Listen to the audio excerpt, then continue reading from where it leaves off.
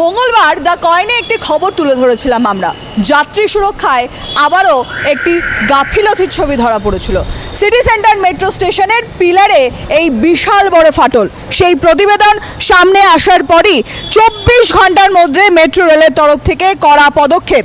ইতিমধ্যেই ইঞ্জিনিয়ারিং ডিপার্টমেন্টের আধিকারিকরা ঘটনাস্থলে এসে উপস্থিত হয়েছেন এবং তারা সিটি সেন্টার মেট্রো স্টেশনের যাবতীয় যে ম্যাপ, যে কাগজপত্র রয়েছেন তা সম্পূর্ণভাবে পর্যবেক্ষণ করছেন এবং কী কারণে এই ফাটল সেই বিষয়টি নিয়েও কিন্তু পর্যালোচনা করছেন।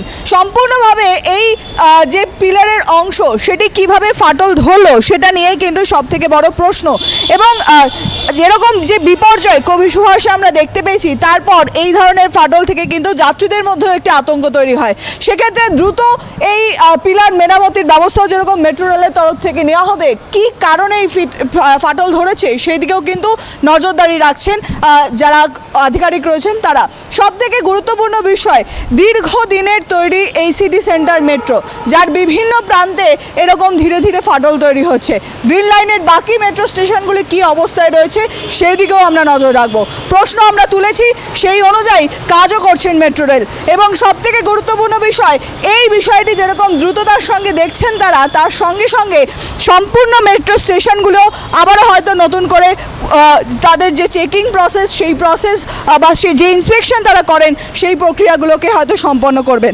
অর্থাৎ যাত্রী সুরক্ষার দিকে কোনো আপোষে তারা রাখবেন না। এবং সবথেকে যে দিকটিকে তারা গুরুত্ব দিয়ে দেখছেন যে এত বড় একটি ফাটল, দীর্ঘদিনের তৈরি এই মেট্রো স্টেশন যেটি এখন এই অবস্থায় রয়েছে, সেটিই কিন্তু সবথেকে বড় প্রশ্ন।